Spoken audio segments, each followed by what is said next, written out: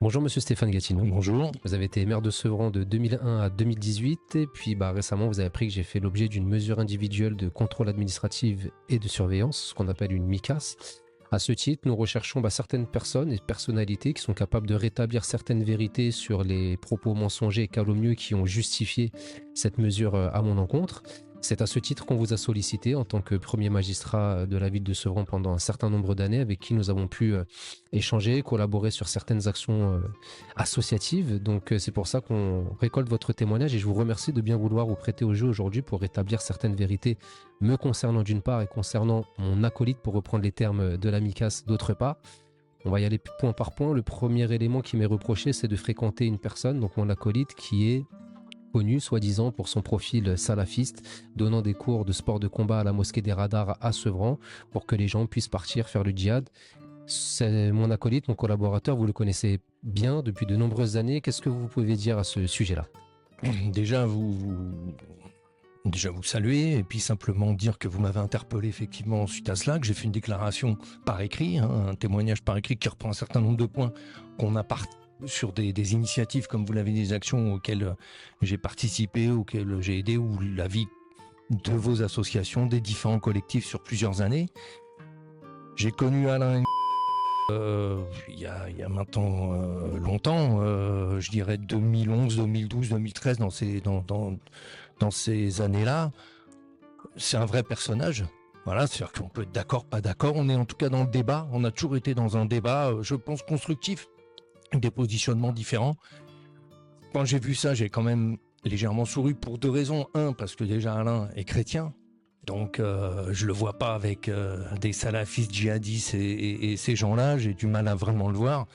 Et deux, je pense et en plus par rapport j'ai jamais entendu dire qu'il fréquentait cette mosquée entre guillemets des Radars dont on a parlé. Et lors du procès de la mosquée des Radars que j'ai suivi, comme je pense vous ou d'autres, par la presse interposée, il y a de ça 1 an ou 2 maintenant. À aucun moment je n'ai vu le nom ni d'Alain ni de vous d'ailleurs dans ce procès, ni parmi les témoins ni parmi les accusés. Donc voilà, je pense que s'il y avait eu un souci avec Alain, il aurait été poursuivi par la justice et il aurait été dans ce procès au moins entendu s'il avait fréquenté. Donc voilà, je pense que de ce que j'en sais, tout cela est affabulation. D'accord, donc vous mentionniez aussi donc les actions associatives que vous avez accompagnées, que la ville a Tout soutenues. à fait, la ville, mais pas que la ville. J'allais dire là, moi, en tant que maire, les différents associations qu'il y a eu, que ce soit Union pour la sagesse populaire ou les collectifs liés à la SNCF, dans le cadre des actions, quand Alain a voulu retrouver ses droits à la SNCF avec un collectif d'autres salariés d'ailleurs de la SNCF, on avait aidé tout le monde. À chaque fois, on a aidé. Sur les actions locales, les services municipaux, la politique de la ville ou les services des sports, mais tout le cadre, par exemple, de la politique municipale, des services municipaux, le montage des dossiers en politique de la ville, il n'y avait pas que la ville, il y avait aussi les services du département et il y avait les services préfectoraux qui, à chaque fois que vos associations ont reçu, par exemple, des subventions politiques de la ville, il y avait l'accord de la préfecture dans le cadre du contrat de ville. On n'a jamais pris de décision unilatérale. Et notamment pour une association, c'était pour tout ce qui est prévention de la délinquance en plus. Tout ce cadre, vous savez, Union de la sagesse populaire a été effectivement, là je parle de souvenirs, mais a été plusieurs années dans le cadre de la politique de la ville sur ce qu'était la lutte contre les discriminations, etc. Et donc a reçu des subventions qui n'étaient pas énormes d'ailleurs, de la part de l'État et de la ville pour ces actions spécifiques et avec des comptes rendus. Je tiens quand même également à signaler qu'il y avait des projets et des comptes rendus, Des bilans, des réunions, des bilans où on précisait le bilan devant un cadre où il y avait les services de la ville, les élus, mais aussi les services départementaux et les services de la préfecture, donc de l'État. Il y a également 2 vœux qui ont été votés au sein du conseil municipal. Un pour soutenir toutes les associations qui renforcent le lien de fraternité, l'égalité en droit, à l'image de l'Union de la sagesse populaire. Un deuxième vœu un peu plus spécifique sur la situation d'Alain. Oui, parce que déjà sur la situation d'Alain, c'est vrai que quand je l'ai connu, c'était par rapport à sa situation propre, ce qu'il avait subi quand il était à la SNCF, à la police interne de la Vous faites SNCF. bien de dire la SNCF parce que dans la MICAS, c'est mentionné que c'était à la RATP, alors que c'est de c'était à la- notoriété publique que c'était la SNCF. C'était à la SNCF, donc il avait subi une injustice, il avait été sanctionné injustement. Mais il n'était pas tout seul en plus, ils étaient plusieurs Dans ce cas-là, donc il y a eu un collectif qui s'est monté. J'ai participé sur plusieurs années, je dirais entre 2014, 2015, 2016, à la fois à des démarches auprès du ministère des Transports. J'ai accompagné le collectif avec d'autres élus, comme le maire de Montataire à l'époque, mais d'autres. Je sais qu'il y a eu des courriers, y compris, si je ne me trompe pas, de Clémentine Autain ou de François Sancy ici, pour soutenir le collectif. Donc on est allé au ministère des Transports. Je suis allé avec Alain et les syndicats CGT auprès de la direction de la SNCF pour plaider son cas et régler cette situation. Donc voilà, un certain nombre de choses qui ont été faites dans ce cadre-là. Et ensuite, vous avez parlé d'un vœu sur les associations qui luttaient contre les discriminations, dont l'Union de la Sagesse Populaire, qui était votre association. Effectivement, le conseil municipal avait voté à la majorité un vœu de soutien. Et on confirmait que si l'association ou les personnes représentant l'association avaient eu des comportements contraires au pacte républicain, aux valeurs de la République, il aurait été difficile d'obtenir autant de soutien de la part de la ville, de certains élus, de Sevran et d'ailleurs. Moi, je vais vous dire une chose, si vous êtes un terroriste, il faut vous mettre en prison. Alors, je pense qu'aujourd'hui, on a assez de choses. On vous connaît suffisamment, et les services français que vous connaissent suffisamment pour savoir s'il faut pas vous mettre en prison. Voilà. Et le fait que je ne le sois pas et que je n'ai même jamais été entendu dans le cadre d'une affaire liée à des activités terroristes. Moi, ce que je tiens à dire, c'est que toute l'action associative qui a été menée, que ce soit le collectif dans la SNCF ou vos actions locales avaient un suivi. C'était pas des actions clandestines, c'est des actions ouvertes qui avaient une vision locale avec des projets, des comptes rendus, des financements publics d'État qui étaient dedans. Donc vous aviez une action visible, voilà, pas en sous-main. Alors j'ai une autre petite question parce que dans la procédure administrative, vous êtes cité en tant que notre accompagnateur au Palais de l'Élysée, justement pour prôner ce combat de lutte contre les discriminations. Il est dit dans la MICAS que nous nous serions présentés, donc Alain et moi, faussement comme des journalistes indépendants. Qu'est-ce que vous pouvez dire sur ça, parce que vous étiez présent ce jour-là? Il y avait une délégation du collectif. Vous n'étiez pas tout seul d'ailleurs, il y avait une autre personne avec vous. Donc on a été reçus, vous êtes présentés comme membre du collectif et on a été reçus et vous avez remis à l'époque, je ne sais plus si c'est une pétition ou des documents, à des membres des services de l'Élysée. Voilà, donc mais tout ça est dans les rapports d'enseignement qui est de la sécurité de l'Élysée. On avait dû, y compris donner nos cartes d'identité et signer des trucs et tout ça. Donc tout ça existe, tout ça est dans les services. Et comment vous expliqueriez autant d'informations fausses qui emmènent quand même à une mesure importante? C'est-à-dire que j'ai été privé de ma liberté pendant plus de 2 mois et demi. À la base, c'était prévu 3 mois.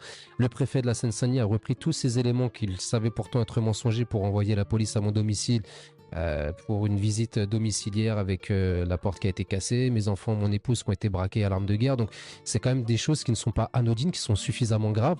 Comment vous expliqueriez que de telles informations qui ne soient pas vérifiées, et même lorsqu'on apporte un contradictoire dessus, ne soient pas... Ce que je prends dans tout ça de ce que vous me dites, c'est effectivement question de vérification des informations. C'est-à-dire qu'un certain nombre d'informations étaient erronées dans ce que vous m'avez montré, auquel j'ai réagi, y compris par écrit pour rétablir les faits. Après, pourquoi je suis pas dans le point d'interrogation. Je pense que je suis dans la même interrogation que vous et que les gens qui vous connaissent et que les Sevranais. Alors, nous, on vous remercie encore une nouvelle fois de faire ce témoignage. On ne vous demande pas de mentir, on vous demande juste de rétablir certaines vérités. À aucun moment j'ai menti, j'ai simplement dit ce qu'on avait fait. Exactement, mais comment vous expliquez aujourd'hui que d'autres personnalités politiques sur la ville de Sevran, qui nous connaissent comme vous nous avez connus, ont cette réticence à pouvoir rétablir certaines vérités qui pourraient nous rétablir dans notre honneur, notre dignité et aussi notre sûreté, notre sécurité, parce qu'aujourd'hui, à travers ces fausses informations, Alain et moi-même avons une sorte de cible dans le dos. Donc comment vous expliqueriez cette réticence à pouvoir rétablir des citoyens exemplaires qui n'ont jamais été condamnés par la justice dans leur dignité? Excusez-moi, j'ai pas de réponse là-dessus, je regrette. Enfin bon, ce qui a été fait était fait, même s'il peut y avoir des discussions. On peut ne pas être d'accord sur des choses de fond ou des choses qui arrivent. Je pense qu'au-delà de ça, il faut savoir faire une part entre le politique et l'humain. Et que là, on est sur des situations humaines. Dire des choses, rétablir la vérité sur des choses qui se sont passées il y a 5, 6, 10 ans, qui sont aujourd'hui dites de façon erronée, rétablir la vérité là-dessus, c'est quelque chose que chacun doit faire. Personne n'a intérêt à dire des mensonges ou à continuer de dire des choses qui ne sont pas justes. Donc il faut rétablir les faits. Et après, c'est le positionnement de chacun individuellement. Je peux le regretter, parce que je pense que voilà, il y a la question politique. Avec Alain ou avec vous, on n'est pas d'accord sur tout. Alain, on a eu des discussions compliquées, etc. C'est pas la question. C'est qu'à un moment, on est dans le débat. On peut être d'accord, on peut avoir des divergences, on les acte. Mais quand on est sur l'humain, on fait attention. D'accord. Et aujourd'hui, c'est quoi, vous, qui vous a poussé à faire justement ce témoignage-là? Parce qu'on se connaît, parce qu'on est dans l'humain. On n'est pas dans... Voilà, humainement, ce qui vous arrive est invivable. Et ça serait des choses justes. Et à partir du moment où il y a des choses qui sont erronées, il faut les rétablir. Point. Et vous pensez qu'il y a une possibilité de pouvoir rétablir ces choses, même au niveau des autorités d'État, pour rectifier ces informations-là et que nous puissions... Si vous avez fait des témoignages par écrit, c'est pour que les choses avancent. Donc vous allez certainement avoir des démarches, y compris au niveau du droit, pour essayer de retrouver votre droit, justement. Donc voilà, moi, si on me demande, je répéterai ce que je vous ai fait par écrit, ce que j'ai dit brièvement, peut-être de façon un peu olé-olé là, mais il n'y a aucun souci, on sera là, quoi. Okay. Bon, en tout cas, on vous remercie pour votre témoignage qui permettra de rétablir certaines vérités, dans le jargon juridique, d'aider à la manifestation de la vérité.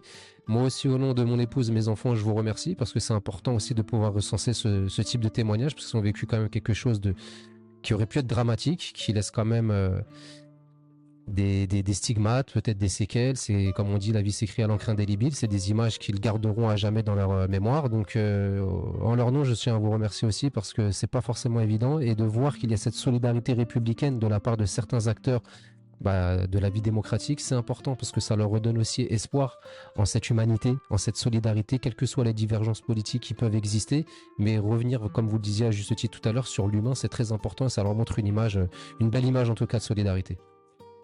Quelles que soient les divergences, l'humain, c'est autre chose. Voilà, donc faut être solidaire et rétablir les vérités, comme vous le dites. C'est juste mon positionnement. Merci beaucoup, Monsieur Gatineau, et je vous dis à bientôt alors. Merci.